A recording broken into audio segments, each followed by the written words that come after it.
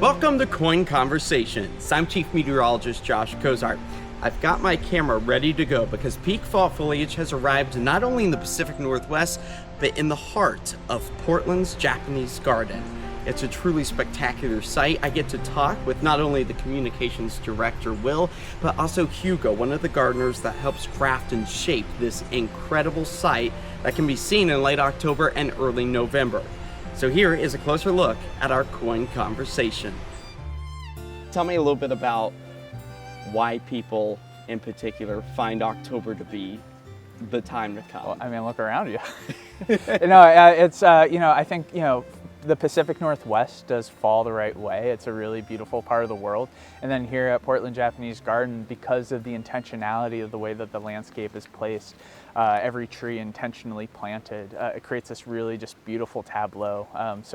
Basically anywhere you go in our garden, you're going to be presented with just this really stunning view. And sometimes it'll be mostly pine, but then you'll get that one shock of orange, or sometimes it's just like this incredible, almost fireworks display of different reds and yellows and oranges. So it's always a really special time of year here, and the anticipation's fun, but then when it gets here, I think that's the best part. It's the Christmas Day effect. Almost. Yeah. And I almost feel, and correct me if I'm wrong, but almost every single day, an in particular tree might start to look wildly different than what it did the day prior. Well, we say visit often, and it's because we want to see here as much as possible, but the truth is the landscape does really change from day to day, and especially if you miss a couple days, you'll come back and you'll see it's stunning. A tree will all of a sudden just transform. We see the same thing in spring with their cherry blossoms, where you blink and then all of a sudden it's a display, a beautiful display.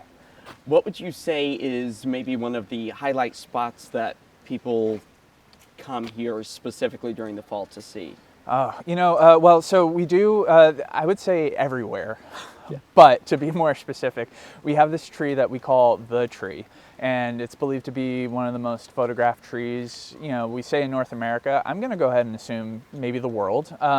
It's this very humble maple tree, but then you get underneath it, and underneath the canopy is this really beautiful shot. We set up a line where photographers will wait to get their 15 minutes to take their photo of it.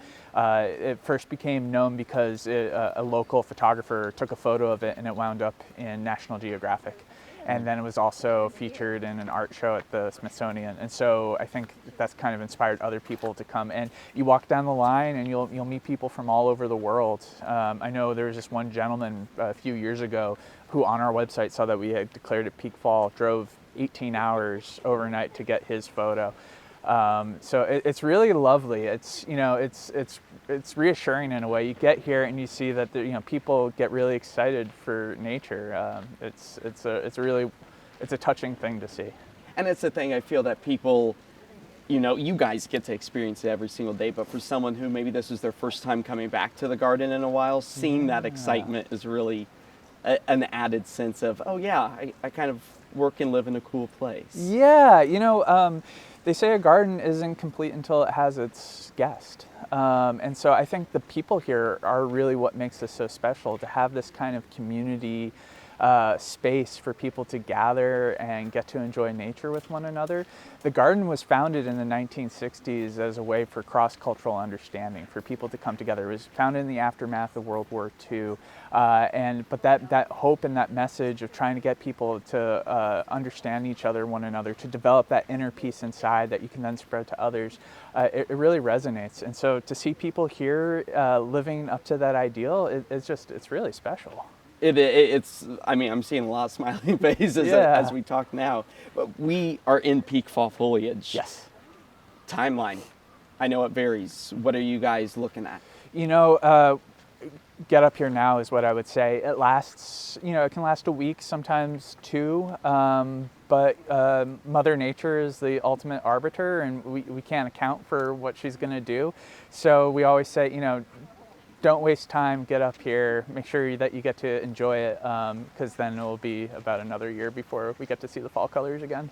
And I know the leaves only last for so long. They come down, but there's still so much more to kind of anticipate even during the winter months. Talk to me about that. Yeah, well, right now we have an art exhibition that's running through February of next year. It's called Designing Nature Elements of Harmony, and it goes over the traditions and techniques that go into creating spaces like this. And so we have a timeline that goes over the history of it. We have these really beautiful suiseki stones on display, bamboo art, this incredible painting by this acclaimed artist Hiroshi Senju.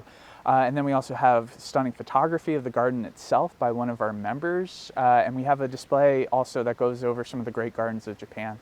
So if you enjoy a space like this art exhibition is really wonderful because it gives you even more insight into the process that creates it. This place, Japanese gardens by their very nature are supposed to evoke the feeling of nature, and they do it so successfully that sometimes it can feel like it's organic. But this place is shaped by human hands, and so the effort of our gardeners like Hugo and the support of our community, that's what helps this place thrive. And there's still, even from the nature standpoint, this is such a peaceful place. Every time I come here, I feel a weight lifted off my shoulders. So even during the winter months, my personal favorite time that we've spoken in the past is when there's that light rain shower that kind of comes through, and it just gives you a sense of peace. Yeah, our curator emeritus, Sadafumi Uchiyama, described this place as a depository of emotions. And by that he means it will meet you in the way that you need to be met. So if you're going through a tough stretch of your life, this is a great place to kind of process that. It's also a really great place to come if you're enjoying something really wonderful happening to you. Whatever emotions you're feeling, this place will meet the need, whatever they might be. And I think that's one of the things that makes it incredibly special. It is a truly spectacular spot all year long. And what is, I would say, with the weather challenges in the upcoming months, I know that it drives the leaves. How is your team prepared to maybe dip into volunteers? How can people get involved to kind of help prepare for the seasons to come? Yeah, we're really fortunate to have some really incredible volunteers here. We have over 200 of them. And so if you're interested in learning how you can volunteer here as well, go to our website, japanesegarden.org, and go to our volunteer tab, and there's a lot of information there. And there's many different ways to volunteer, whether it's in horticultural support or working in our art exhibitions, being a docent for a bonsai. So if there's something about this place that interests you, chances are there's a volunteer opportunity that will meet what you're looking for. And speaking of the bonsai, where do they go during the winter months? Back home. We're really fortunate that we have a lot of partners in the area. Portland is a kind of an epicenter for bonsai in this country, a lot to do with the climate. The Bonsai Society of Portland has something like 600 members, making it the largest in the country. Wow. And so through that really incredible network, through that and then through the personal contacts that people like our garden curator, Hugo Tori, make, we're able to bring in this really exquisite bonsai from different artists in the area. When the winter months hit, they go back home, and then they come back in the springtime in consultation with our bonsai consultant, Michael Hagedorn. And so he helps select and place them out, and it's always really special. But yeah, so that's another thing. If you want to see a bonsai, make sure you come out here in the next few weeks, because when winter hits, they'll be going home. For the long hibernation before spring comes back. Yeah.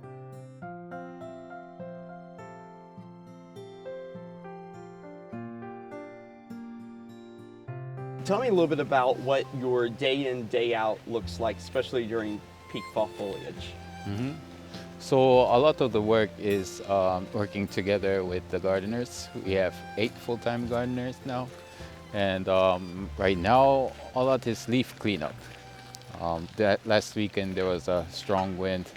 There was a lot of leaf cleaning this morning. How do you guys kind of protect the trees from said storms that kind of come through that can change the course of the fall foliage? There are certain levels of tasks that we can do proactively. One is a hazardous tree assessment, and that is presenting from like big trees falling, big branches falling. The other is just regularly looking at trees and try to see smaller branches that can be damaged or be dangerous. Speaking of the leaves, it's not just the trees, the shrubs here that is alive, but I mean, all of the ground coverage is really a sight to see during the winter months. Why is it so important to remove the leaves and keep that space open? Yeah, it has to do with the frost too.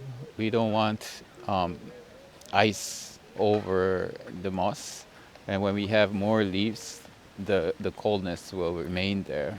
Whereas we take them out, they can easily get dried and be ready for the next sun. What do you think is the most challenging season for you all here, or the one that puts in the most work? Well, I think it is the leaf fall season, definitely. So that will be more in November. Yeah. After the fall color. It's a challenge. What is it like when you walk around, you're maybe raking leaves, hearing people experience the beautiful gardens that you guys put so much care into? What does that feel like to hear that? It's very rewarding, yes, that people are loving it, and as much as we love the garden. Because you're not just working here, but you're enjoying it yourself as well. Yes, that's the point. We do get very busy, and it is our job site. We can easily forget, but also not take it for granted. Step back a little bit and enjoy. We're getting ready to go into a La Nina year, which from a winter standpoint means a little bit more snow, maybe ice is all possible. What is kind of your guys' preparation in watching the weather forecast during the winter months? We do it all the time. We are curious to know when the snow and the winter storm is coming.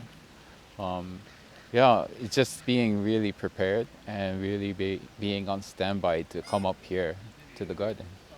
Because this is not just we can't come up to work one day, we have to work diligently. Is that correct, even in harsh weather? Yes, I mean, they are living things, plants, and also koi. So we must be here to be there for help.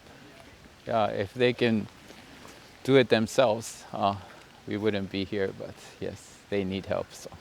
Together with the yukizuri, we are also doing komomaki and shikimatsuba. It's sort of a traditional Japanese winter decoration that also serves the function of winter maintenance. But komomaki are the straw mats that we wrap the tree trunks. Some call it the tree hug. But they are traditionally to catch the bugs during the winter when they seek for a warmer place. And then we burn it together with the straw rope. Okay. And the other is shikimatsu, are the pine needles that we lay on the moss, so the moss don't frost in the morning. Yes. Okay. And so is that a one-time thing in particular with the pine needles? Do you all lay them out and they kind of stay all year? No, it will be temporary during the frost period.